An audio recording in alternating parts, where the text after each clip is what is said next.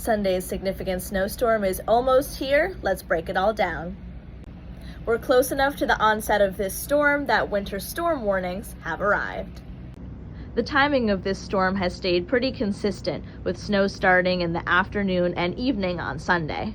Heaviest snowfall overnight, and snow will last throughout much of the day on Monday.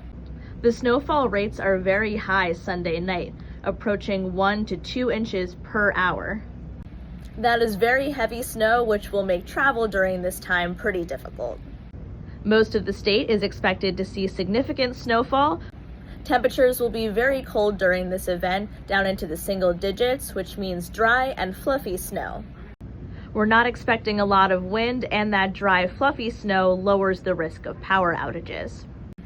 We'll have team coverage on New Center Maine and New Center Maine Plus starting tomorrow at 6 p.m.